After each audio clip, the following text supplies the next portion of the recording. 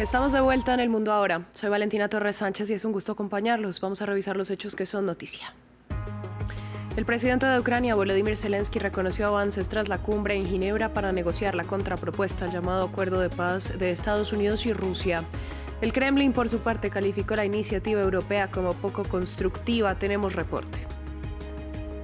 Por unanimidad, la Corte Suprema de Justicia de Brasil mantuvo la orden de prisión contra el expresidente Jair Bolsonaro, condenado por golpismo. La decisión de la Sala Primera determina que el exmandatario tendrá que permanecer en la sede de la Policía Federal en Brasilia. Donald Trump anunció una visita oficial a Beijing en abril del próximo año. El mandatario aceptó una invitación de su homólogo chino Xi Jinping, con quien mantuvo una conversación telefónica que calificó de excelente.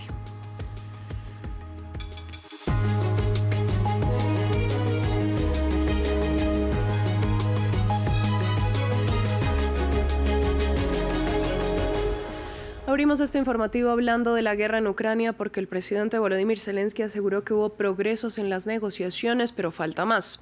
Esto en medio de las conversaciones sobre una contrapropuesta al llamado Plan de Paz de Estados Unidos y Rusia para acabar con la guerra. El mandatario ucraniano indicó que seguirá trabajando con Washington y sus aliados en compromisos que lo fortalezcan y no que lo debiliten.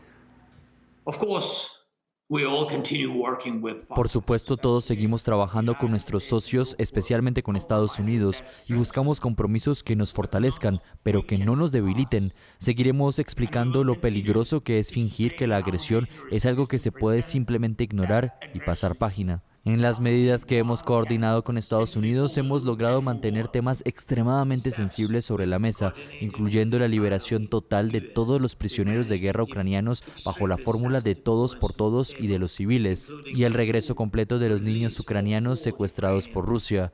Estos son pasos importantes, pero para lograr una paz verdadera se necesita mucho más. Por su parte, el presidente del Consejo Europeo, Antonio Costa, y la presidenta de la Comisión Europea, Ursula von der Leyen, reiteraron el apoyo de la Unión Europea al presidente ucraniano.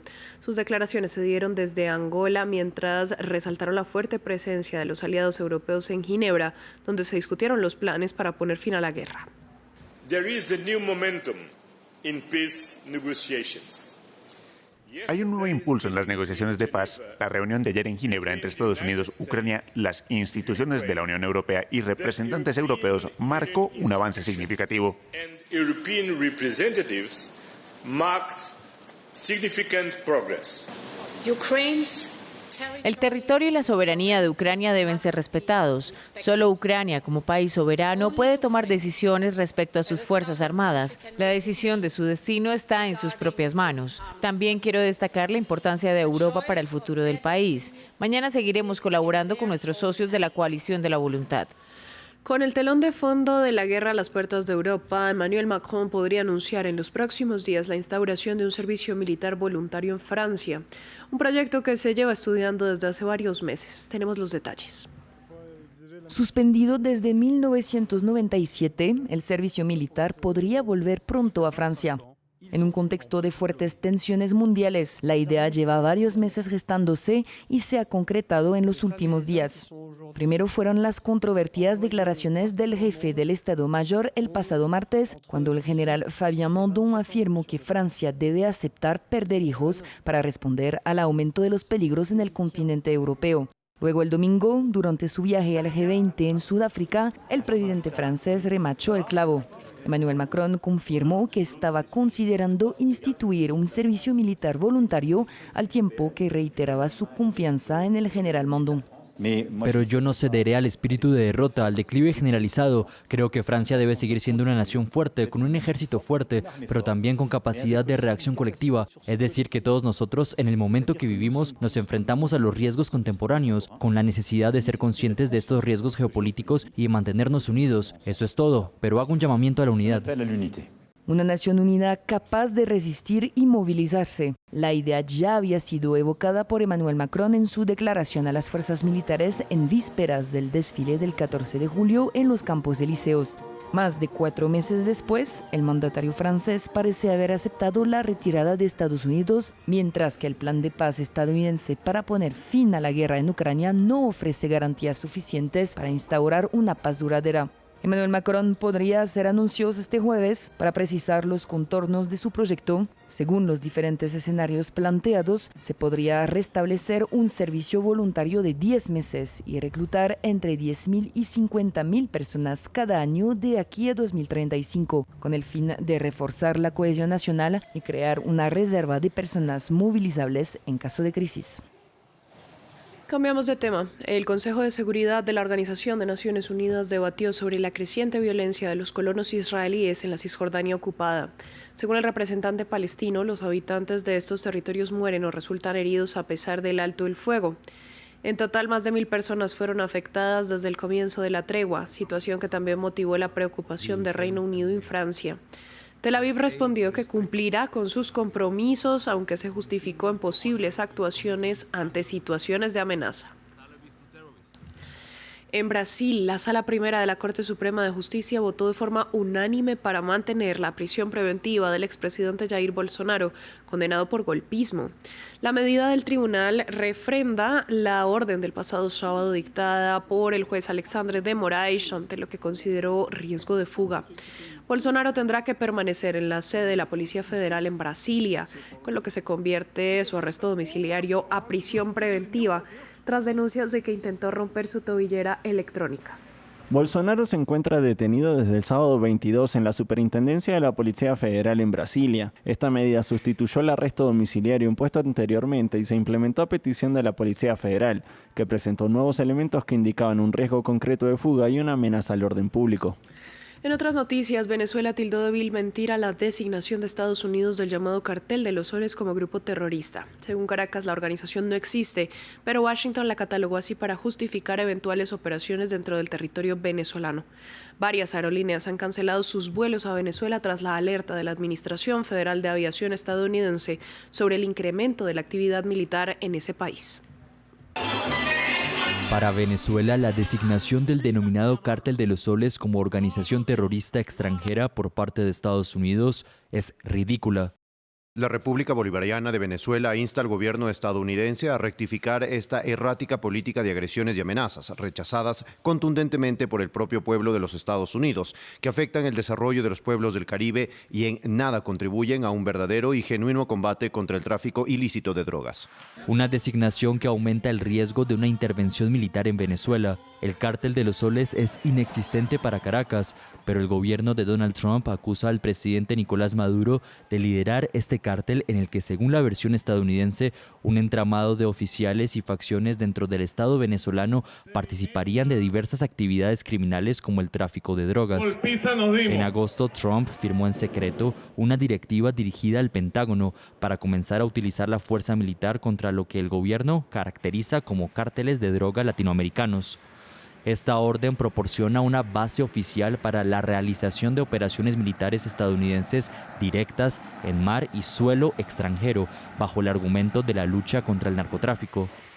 Países vecinos de Venezuela como Colombia y Brasil han manifestado su preocupación por una inminente intervención en Sudamérica. Creo que no tiene ningún sentido tener una guerra ahora. No vamos a repetir el error que ocurrió en la guerra de Rusia y Ucrania. Para comenzar, basta un disparo. Para terminar, no se sabe cómo termina. Desde septiembre, decenas de personas han muerto por ataques de Estados Unidos en el Caribe. Trump, además, anunció el inicio de la incierta Operación Lanza del Sur y autorizó acciones encubiertas de la CIA en Venezuela.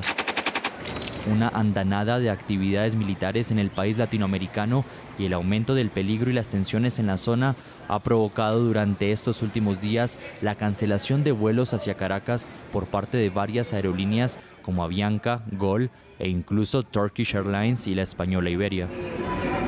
Hablamos ahora de la guerra comercial entre Estados Unidos y China porque el presidente Donald Trump anunció que visitará Beijing en abril del año que viene tras aceptar la invitación de su homólogo Xi Jinping. El titular de la Casa Blanca también le respondió con una propuesta de visita de Estado a Washington. Los temas de conversación fueron anunciados por el magnate en su red Truth Social. Conversamos sobre diversos temas como Ucrania, Rusia, el fentanilo, la soja y otros productos agrícolas, etc. Hemos cerrado un acuerdo positivo y muy importante para nuestros grandes agricultores y seguirá mejorando. En otros temas, escalan las diferencias entre los gobiernos de China y Japón. El Ministerio de Defensa de Tokio anunció un plan para desplegar misiles en una isla cercana a Taiwán como parte de una iniciativa de defensa nacional, una decisión que fue duramente cuestionada desde Beijing. El gobierno de Xi Jinping acusó a la administración de Sanae Takaichi de intentar provocar una confrontación militar. Más detalles en este informe de Diego Bassani. Tensión en aumento entre Japón y China, días después de que Japón desplegara cazas tras el vuelo de un dron chino entre Taiwán y Yonaguni, el territorio nipón más occidental. Este lunes el ministro de Defensa del gobierno de Sanae Takaichi anunció la instalación de misiles tierra-aire en la zona como parte de un plan de defensa nacional. La unidad de misiles guiados superficie-aire de mediano alcance prevista para su despliegue en el campamento Yonaguni es una fuerza dedicada a proteger la seguridad de la isla. Creemos que su despliegue reducirá la posibilidad misma de ataques armados contra nuestra nación y no consideramos que el argumento de que aumentará las tensiones regionales sea preciso. Desde Beijing, el gobierno chino no vio con buenos ojos el anuncio y acusó al ejecutivo japonés de querer escalar las tensiones diplomáticas. El despliegue de armas ofensivas de Japón en las islas del suroeste adyacentes a Taiwán es un intento deliberado de crear tensión regional y provocar una confrontación militar. Sumado a las declaraciones erróneas de la primera ministra Sanae Takaichi sobre Taiwán, esta tendencia es extremadamente peligrosa y justifica una gran vigilancia por parte de los países vecinos y la comunidad internacional. Mientras tanto, el gobierno de Taiwán defendió los planes militares de Japón en Yonaguni, argumentando que Tokio tiene derecho a proteger su territorio. Un nuevo capítulo de los roces desencadenados el 7 de noviembre por la primera ministra de Japón, luego de declarar que una eventual invasión china a Taiwán podría acarrear una respuesta militar por parte de su país. Vamos a Pakistán. Un atentado suicida mató el lunes a 3 miembros de las fuerzas paramilitares pakistaníes en la sede provincial de la Policía Federal en la ciudad de Peshawar. Hasta el momento ningún grupo se ha adjudicado la responsabilidad del ataque. Ampliamos a continuación. Las cámaras de seguridad captaron el momento de la explosión, cuando el primero de los 3 atacantes detonó su bomba en la puerta principal de la sede provisional de la Policía Federal de Peshawar. Los testigos relatan la explosión. Iba de camino al trabajo y estaba dando la vuelta cuando se produjo una gran explosión. Tras el estruendo no me di cuenta inmediatamente de lo que había sucedido. Según un comunicado de la policía, otros 2 atacantes fueron abatidos a tiros por los agentes antes de que pudieran entrar en el edificio. Otros 2 atacantes intentaron entrar en el recinto. La explosión suicida mató a 3 miembros del personal de seguridad, pero los 2 atacantes que intentaron entrar fueron neutralizados. Gracias a la alerta y a la rápida actuación del personal de la Policía Federal, se evitó un daño mayor. Las fuerzas de seguridad despejaron rápidamente el lugar. Hasta ahora ningún grupo ha reivindicado el atentado, pero se ha culpado a los talibanes pakistaníes de incidentes similares recientes. Hace 2 semanas, un terrorista suicida atacó un tribunal en la capital, Islamabad, matando a 12 personas, tras detonar junto a un auto de policía.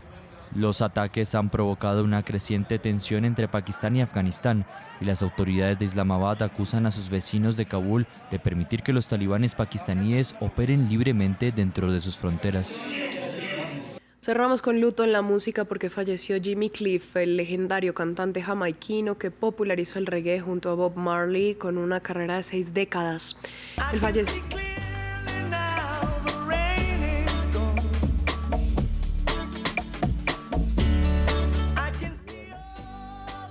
El fallecimiento del músico de 81 años fue comunicado este lunes por su esposa, quien informó que la causa del mismo fue una convulsión seguida de neumonía. Conocido en parte por los sencillos You Can Get It, If You Really Want It y Many Rivers to Cross, así como por sus versiones de I Can See Clearly Now de Johnny Nash. Cliff fue un escritor prolífico que expuso sus puntos de vista humanitarios en sus canciones. Bob Dylan dijo que la pieza llamada Vietnam de Cliff era la mejor canción de protesta jamás escrita.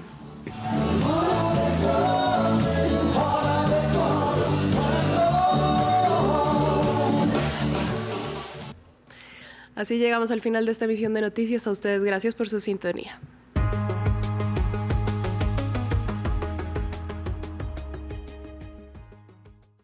Todos los temas, todos los puntos de vista, en el debate de France 24. Análisis, contexto, polémica. La actualidad internacional en todas sus aristas. Sea parte de El Debate en France 24 y France24.com.